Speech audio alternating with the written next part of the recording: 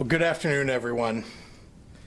Today is a very special day that should instill us all with optimism and hope.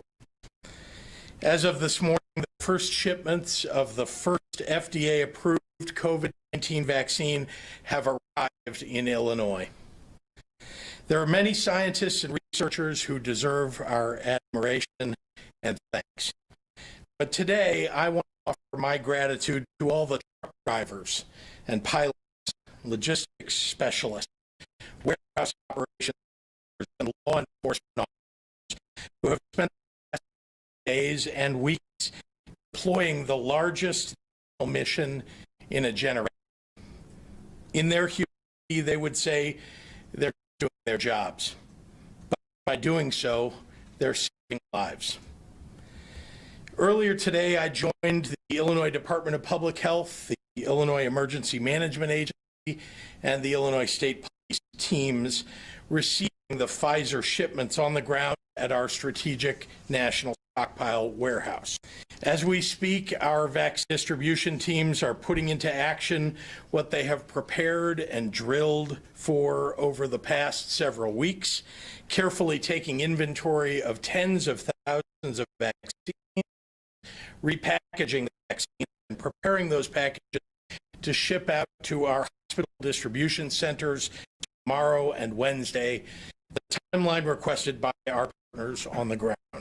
Remember that the logistics of these shipments are the most complex because maintaining ultra-cold temperatures until the very last moment is essential. Once the packages are received by medical providers, they have only days to use them, which is why to carefully plan their desired delivery schedule over the next several days. Illinois Health and Hospital Association President and CEO A.J. Wilhelmy will join me today to talk about our collaborative effort to ensure that this vaccine gets into the arms of as many frontline healthcare workers as possible to minimize any waste. The shipment we received today is roughly half of our statewide allocation for this first round, excluding Chicago. At the recommendation of the CDC and medical professionals, a portion of our vaccine will be shipped directly from the manufacturer to 4 of our larger public health departments in Cook, Lake, Madison, and St. Clair counties. The federal government will deliver these shipments later this week, and we are working closely with these local health departments to prepare. In other words, today marks only the beginning of the national vaccination rollout. This week, the very first recipients of the very first phase will receive their first of 2 doses of the COVID-19 vaccine. To put it in perspective, in total, Illinois will be receiving about 109,000 doses this week. Nationally, there are approximately 24 million people who the CDC classifies as phase 1A. Our destination is clear, but the road ahead will be long. Starting next week with the potential FDA approval of the Moderna, Illinois will begin reserving portions of our weekly shipment for residents and staff in long-term care facilities. The federal government is directing and managing that distribution and those vaccinations through federal contracts with CVS and Walgreens. Across the 3 shipments, the federal government estimates providing enough doses for all the skilled nursing facilities that have signed up through the national program. From there, it's expected to expand to other congregate care settings, such as assisted living facilities. And Walgreens are reporting extremely high demand across the nation, and as they share information on their timetable with us, we will share it with you. Let me echo the CDC's Advisory Committee on Immunization Practices in emphasizing that while this vaccine has been developed at an incredible pace, it's gone through a formal regulatory process in a very transparent manner. Under our arguably the most public scrutiny of any vaccine candidate in human history. Our own Illinois Independent Review Board today released its findings after spending the weekend ferociously diving into all available FDA data on the Pfizer vaccine. I'm pleased to say that the team has unanimously endorsed the CDC's recommendations on the vaccine. These experts are currently working with IDPH to update our COVID-19 FAQ document on the IDPH website with answers about the vaccine. We want everyone to be able to access the facts as clearly as possible as we have them. One of our review board members with us today will join us later to speak with the public directly about the safe design of this vaccine. Dr. Michael Olson, Assistant Professor of Medical Microbiology at Illinois University. I know there's a lot of information coming out about this vaccine all at once, so I want to quickly run through the recommendations that the CDC put out over the weekend so that Illinoisans have all the most up-to-date information for the decision when it's your turn in line. To start with, CDC Director Robert Redfield signed off on recommending the vaccine to all Americans 16 years of age and over. The CDC has also offered additional clinical considerations for certain groups, and I want to bring you up to date on those. For those who have had severe allergic reactions to vaccines in the past, the CDC said you can still get this vaccine in return, but you should discuss the risk if you should do so. The CDC does not recommend special precautions for people with just non-vaccine allergies, like to bees or peanut butter. The CDC also recommended that pregnant have a discussion with their doctor, weighing the risk of taking the vaccine or waiting for more data on vaccine safety. A report from the CDC last month noted that pregnant women who get COVID-19 are at increased risk for serious complications compared to non-pregnant women of the same age, but we don't yet have data on how the vaccine would affect pregnant individuals. While medical experts have traditionally recommended that pregnant and breastfeeding women avoid vaccine made with live viral material simply as a precaution, the Pfizer vaccine does not contain any viral material. And other vaccines like the flu shot are routinely recommended during pregnancy.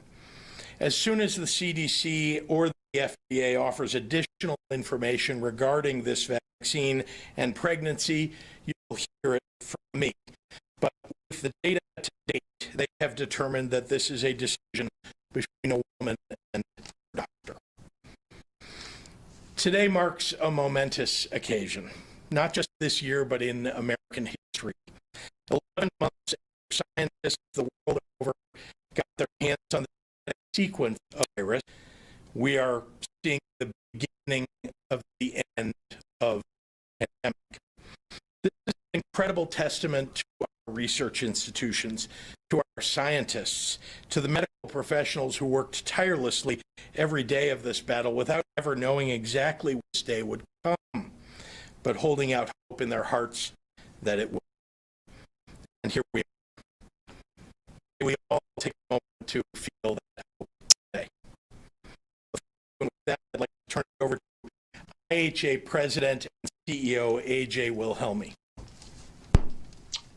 Thank you, Governor. Good afternoon. I appreciate the opportunity to join you today on this very hopeful day, as you just said very eloquently.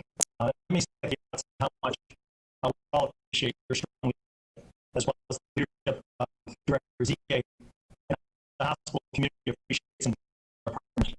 As the Governor has mentioned, time and time again, hospitals and healthcare workers have been on the front lines in the COVID-19 pandemic all year, and we're on the front lines again as the vaccination process begins.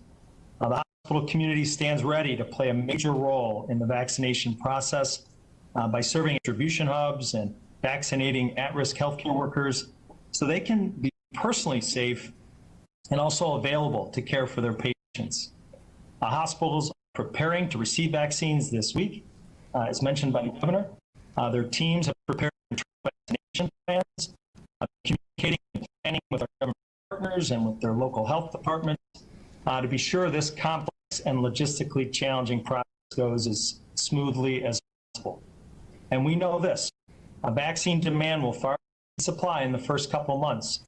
So our hospital leaders are urging all patients as the vaccination process plays out. We also know that the vaccination will require a thoughtful process that will take months, not days. We're getting this right. Stakes are too high to rush through it. And so hospitals will approach the vaccination process in a planned and orderly way that allows us to balance timely vaccinations of our most at-risk healthcare workers with maintaining our ability to best care for our patients. And of course, it's critical, as I said, to implement this process in a manner that doesn't waste vaccine. IHA and the Illinois hospital community stand with Governor Pritzker and Director Ezike in fighting this pandemic and in urging everyone to pull together for a few more minutes. Mask, social distance, wash your hands, and when it's your turn, please get vaccinated. We're extremely in a position to turn the table on this virus, and we look forward to working with Governor Pritzker and Ezike to do our part to effectively execute the vaccination plan. So again, Governor Pritzker, thank you for your strong leadership. It's a real pleasure to work with you on this very whole day and in the to come. So, Governor, I'll turn it back to you. Thank you very much, AJ, and thank you very much for all the amazing hard work that you've done to support our healthcare workers, our hospital systems, in preparation for the distribution of this vaccine. And now I'd like to turn it over to Dr. Ezike for today's medical.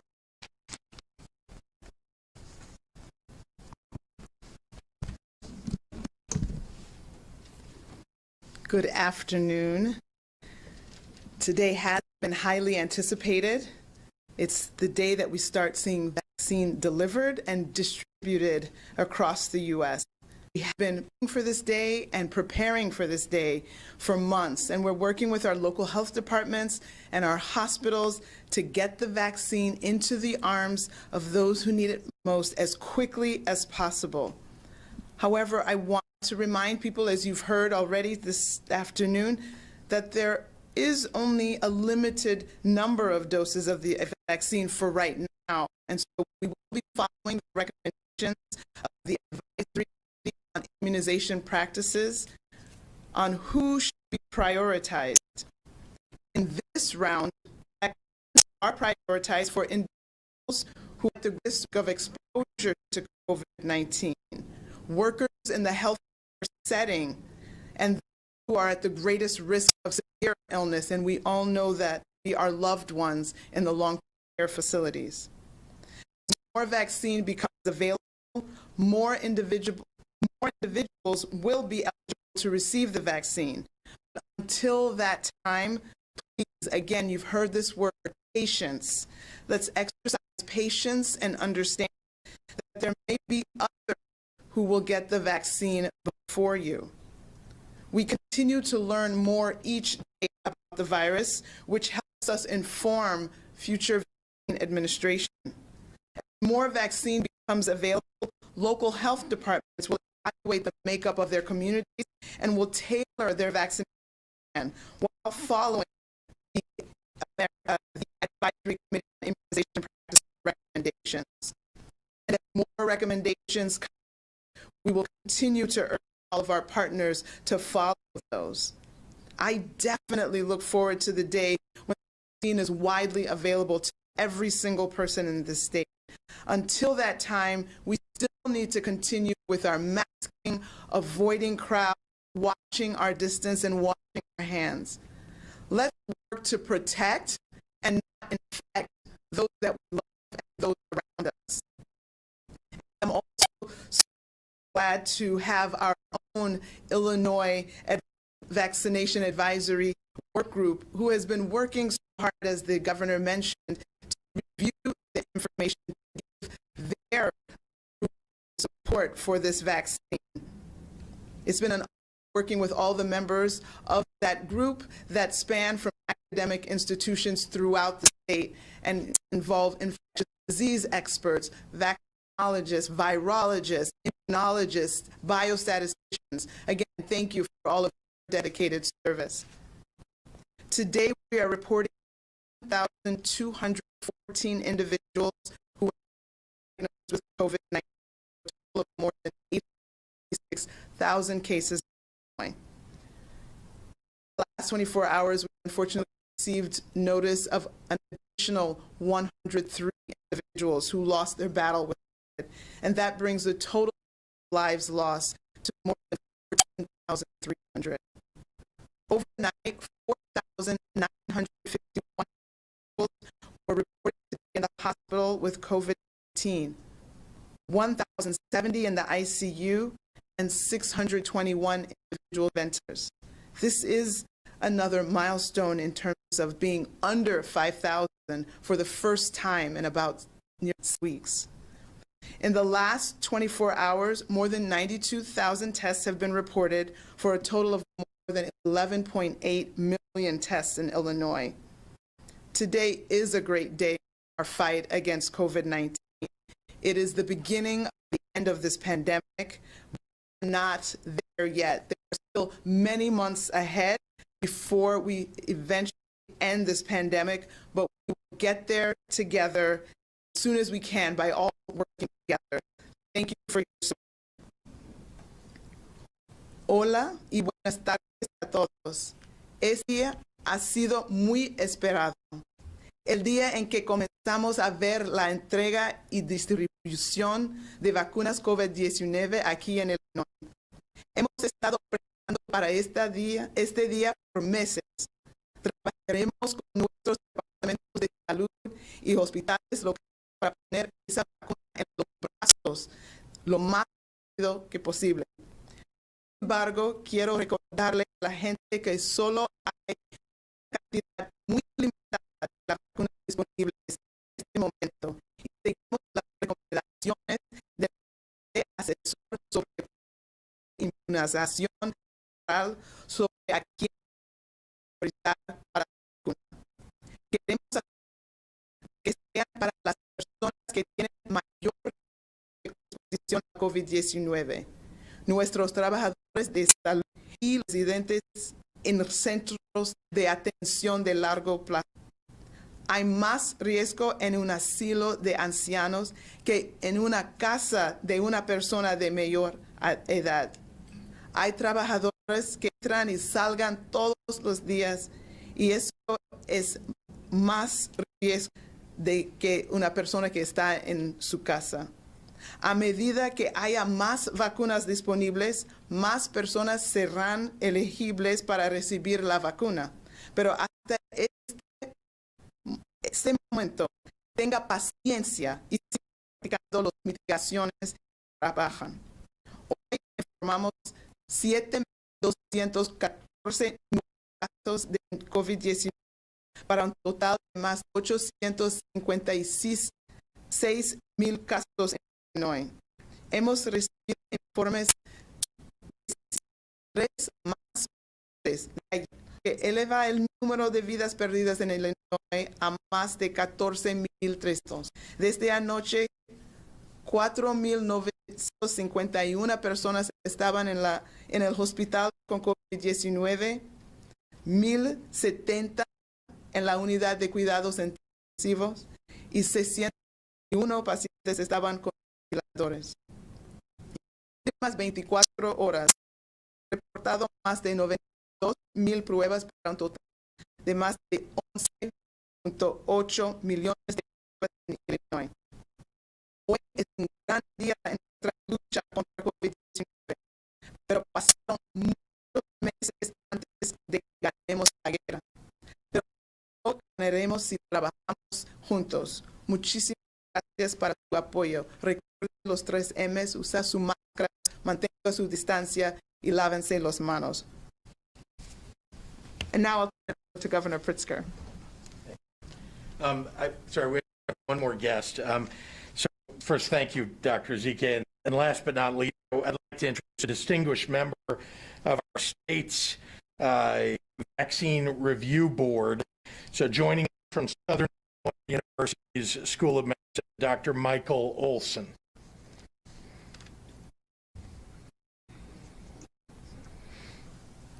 Thank you. There we go. Thank you, Governor Pritzker. On behalf of the Illinois Vaccine Group, I would like to highlight a couple of aspects of the COVID vaccine that are important to move on to this new phase of the pandemic. The Illinois Vaccine Advisory Group, as led by Pritzker, included experts with backgrounds in microbiology, immunology, epidemiology, biostatistics, and infectious disease, and represented institutions across the state. We have independently reviewed the available scientific data supporting the authorization of the COVID-19 vaccine. We are in full agreement with the FDA authorization and CDC recommendation of the vaccine.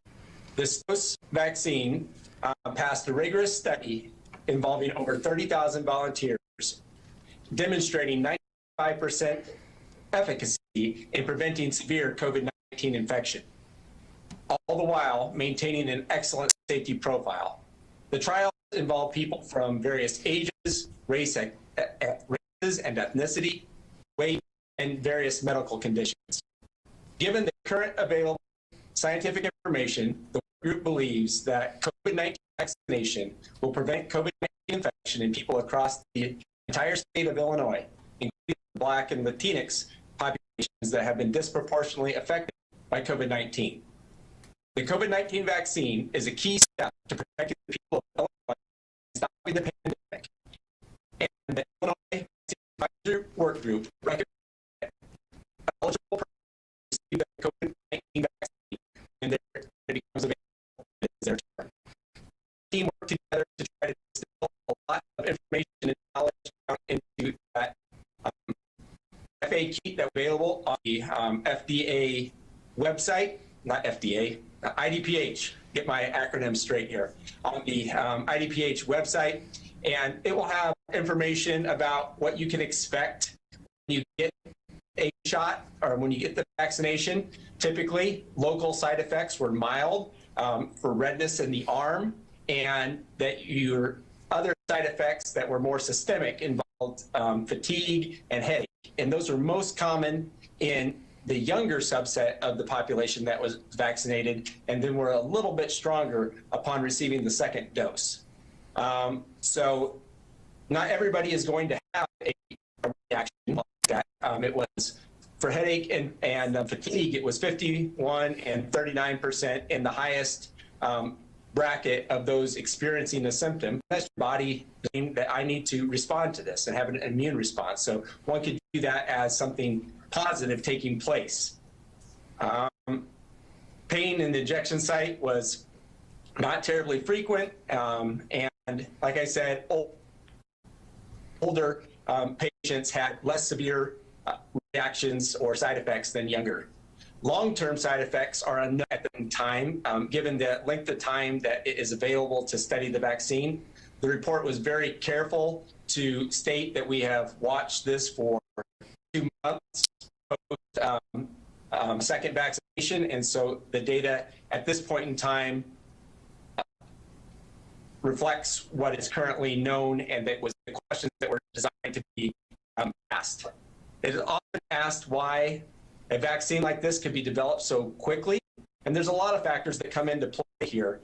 Just to highlight a few things, the scientists were ready and prepared.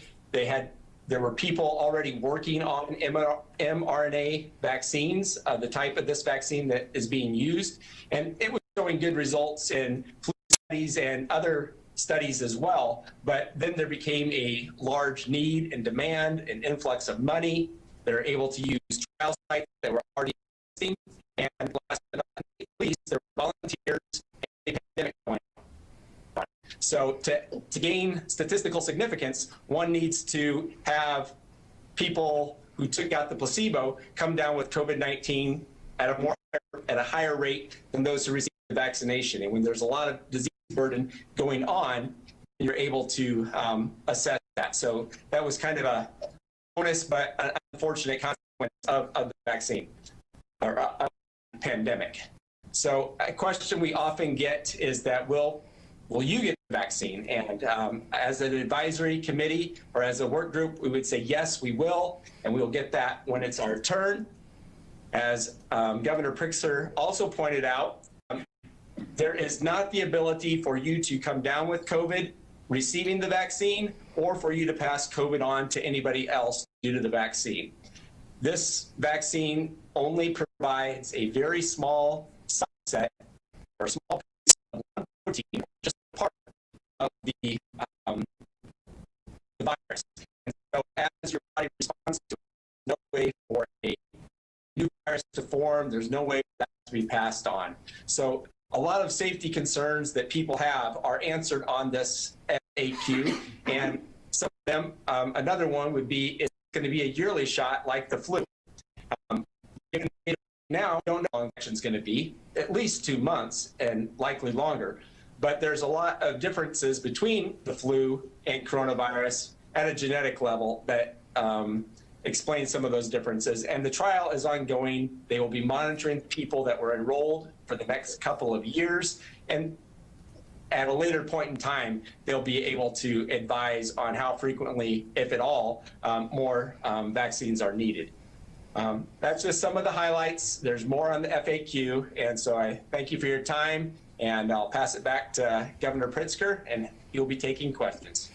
Thank you very much, Dr. Olson. Thanks for all your hard work on behalf of the state, and happy to take questions from members of the media. Thank you, Governor. Yeah, as we watch today, doses have already been given in places like New York and even Madison, Wisconsin, and Pittsburgh. We're pretty good on this note. Why is no getting the dose today? What are the plans for giving it tomorrow? You with it? The first dose will be given out tomorrow. We'll put out all that information shortly. My press office will make sure that you know where and when that is. Same will occur in the city of Chicago. There will be something outside the city of Chicago. The reasons that you see a difference in where the first vaccinations are taking place is there were shipments made directly to certain hospitals by the federal government that arrived in typically large cities, and then there were shipments that were made to the states to distribute among, in our case, 96 public health departments all across the state, excluding Chicago, which got a direct shipment. So that's one of the reasons that you see a difference in arrival times and shipment times, that we have to leave it here and split it up into 6 different packets to go to those health departments. In terms of just, a little more detail on the logistics, when is it going to the 10 regional hubs? Is it going right as we speak tonight? And from there, the local health department, how does that work out? So I don't know the specifics of timing, because I want to make sure that we've got full security associated with the delivery. Suffice to say that the RHCCs, the 10 hospitals that you're talking about, will receive those packages, and they're the ones for which the 96 local health departments will then pick up their packages and bring them back to their counties. And as you know, we've focused on the 50 counties with the highest deaths per capita and the hospitals that are nearby some of those counties to make sure that we're covering them as best we can with this first shipment. But, you'll see that there are going to be more and more shipments. I think that's one of the reasons you hear everybody saying have patience, is that this is going to take a little while, because in Illinois in particular, because it's a very large state and 90 local public health departments and many hospitals, it just takes a little longer than it does to go to a big city, for example.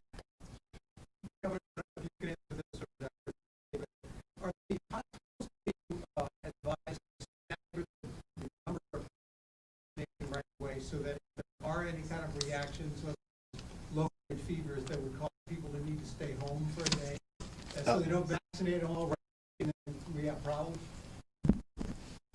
Yes, thank you. You're referring to the potential for the side effects of malaise that can last for up to a day or two after administration. So there have been many provider webinars and in services by the CDC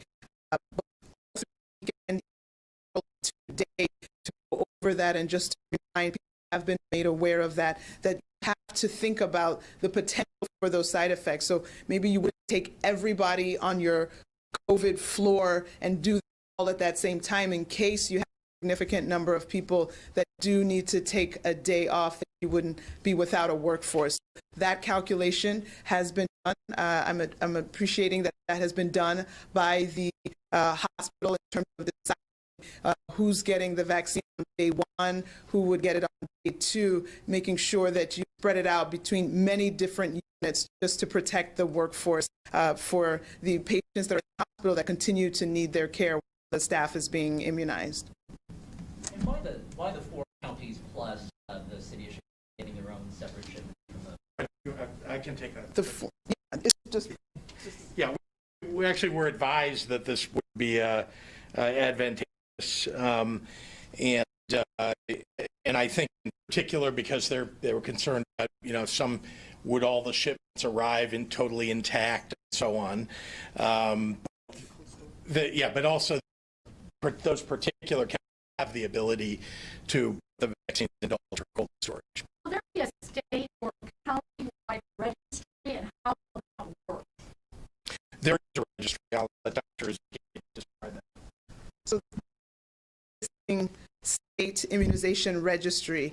To be part of this vaccination effort for COVID, you have to have registered with that, signed off on all the agreements, that you will follow ACIP guidance, that you will follow IDPH guidance, that you will log every single dose that's given and give all the information on every recipient, name, address, date of birth, ethnicity data, all of that information has to be put in for every single person within 24 hours and uploaded into our system. You also maintain your inventory tracker and let us know every single dose that's removed from inventory, that in that separate database, we will have that and make sure that those numbers correlate. So at the state level, we will be able to see who has been immunized and which parts of the state where there's more uptake of the immunization, which areas that maybe don't have enough uptake, and identify whether it's an outreach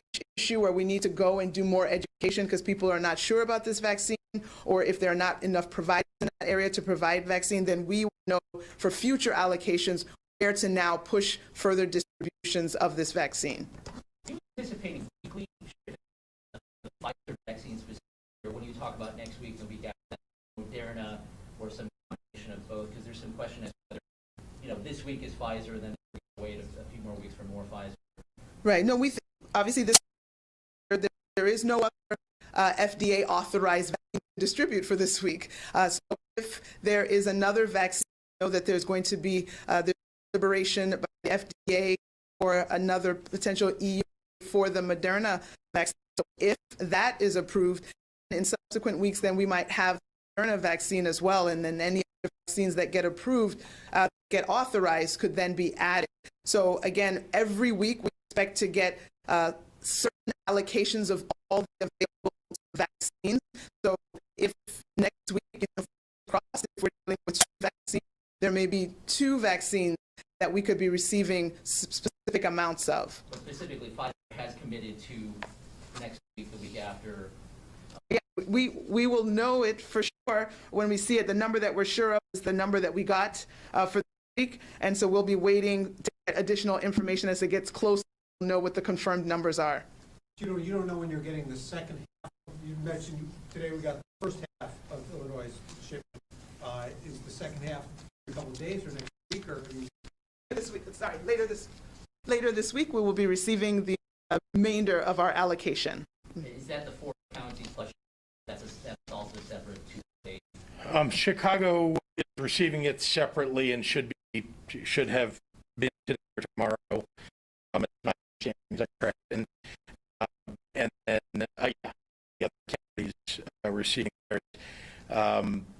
Thursday, just to clarify about the Moderna, and again, we are reacting information that we get from the federal government about this are telling us that if the Moderna is approved on Thursday, the day that it seems like they're going to cure it, then we may receive a shipment in the coming 2 weeks as the first shipment of Moderna, but would receive continuing shipments of Pfizer, because at least that's what they're telling us, and that seems to be in the system.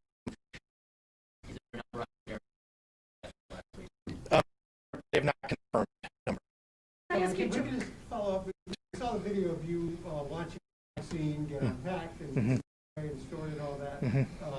It seemed like it was, you were pretty amazed by watching it. Can you just give us some perspective of what it was like to actually see the vaccine here, and, today's the day? Well, let me say how excited I was getting up this morning and going to watch this. The people who were there, the troopers, the logistics managers, the folks who were packing and unpacking the boxes, they all recognize, as I do, that this is community in the making. And for me to watch, and they're all so trained, and they've been practicing this for a couple of weeks, several weeks, and they're very good at their jobs. I was very proud to be in Illinois and to be governor at the time when something momentous is occurring. So it was an amazing thing that we've done. I'm talking about the United States and the researchers and scientists to be able to come up with a vaccine like this in such short order, and now we are distributing it, and hopefully over the next several months to most of the population. When do you expect to take the vaccine? Whenever I am assigned a place in line. As you know, ACIP hasn't come out with all of its guidance. We still have a lot of healthcare workers and a lot of long-term care facilities that need to be covered, the people who work at those long-term care facilities as well as the residents. Time, and I'll take it my turn comes up. We'll do one more. His first 100 days, is it possible to get the majority of Illinois students back in school within 100 days? I can't speak to whether it's possible. As you know, in Illinois, we've not prohibited being in session, and indeed, we've tried to create all of the circumstances so that people would. School districts are choosing whether they want a hybrid program or a fully in-person or an e-learning system. So I don't know. 100 days, 3 months, it's possible. It's possible. I know that as I've seen drafts of what the ACIP is looking at, teachers are in that, list and prioritized. But I wouldn't want to, pass some judgment on it. I don't know, but I think it's a work. We want to get kids back in school. That's for sure. Can I just ask you, over the week there was a wrestling tournament. There have been others, of course, but this one, a lot of people at the Southland Center, the hotel casino, parents, children, teenagers. At the hotel, so it's in Wisconsin? No, there's one in, maybe not, it's at the Southland Center in Illinois. Okay. And a lot of people who are ignoring having a wrestling tournament. What do you say? They were served with apparently a fine, or not a fine, but an admonishment to end it, but they said, no, we're having it. Look, you've asked me questions like this before, and I would just say, putting parents and teachers and coaches and the kids in danger is terrible, and especially when we are experiencing what a number of deaths in the United States that is equivalent to a 9/11 every day, 3,000 people every day. We need to survive in order for us to be able to take the vaccine. We want all the people that would like to wrestle, or all the people that are coaching, and all the parents to be able to get this vaccine and have a great wrestling season when it should be available. They have to stay safe, and that's why we've got to follow the mitigation. All right, we've got a question online. Sure. Dan Petrella, Tribune. It's been 2 weeks since the Thanksgiving weekend. What impact has the holiday had on the fall surge, and what metrics are you using to judge that? Do you need another 2 weeks to really know? Well, I think I'll ask Dr. Ezike to talk about that. This is really, medical judgment that is, ruling the day here. So, Dr. Ezike. At least 1 or 2 incubation to be able to assess. With the Binax test, which gives us more rapid results, we think that we are starting to get information even sooner because of the turnaround time. So for this week that ended on Saturday, there was not a significant spike or surge in the cases from the previous week. So that is good news. When I break it down by individual regions, like there was region 3 and region 5 that had a tiny increase in the number of cases from this last week over the previous week. So we haven't seen something significant to talk about now. We'll see for sure in this coming week, but we'll keep our fingers crossed that maybe we're not going to see a big bump, and we'll, unfortunately, time is what will give us more data, and so we'll have, more information after we accumulate this week's information. Dr. you could just answer for you. Dan had one follow-up. What was discussed with hospitals on the ICD webinar today? So there wasn't that one, but my team was talking about the rollout, obviously, of the vaccine. We just wanted to review all the things that you've already heard here, that every single dose has to be accounted for, has to put into eye care for other hospitals that have registered, again, reminding them of the process for getting registered to be a COVID vaccine provider, being able to make sure that the hospital staff are thinking about the possible side effects and how they're planning out their staff that will get it, not vaccinating an entire unit at the same time, but staggering this unit, people from a separate unit, from, somebody from clinical teams and non-clinical teams, it up so that if anyone does fall ill, we don't have a destination of our workforce. Talking about some of the information that came through over the so just continuous updates are necessary. Get the questions that people may have. So that will be an ongoing process because information is filtered in, and as we go through this process of week 1, we're going to need to solicit feedback and have continual bilateral communication to make sure that we make the process as best as it can be so that we can get as many people vaccinated as quickly as possible and as safely as possible and without wasting vaccine. If you have a vaccine, can you still spread COVID to others? Right. That's a great question. I think that is not specifically one of the endpoints of the trials that were done with the Pfizer BioNTech vaccine trials. So we know that the endpoint of does it stop severe disease from happening? We know that that's the case, and so with ongoing information, ongoing data being accumulated, we'll be able to have more definitive answers to that question and other important questions.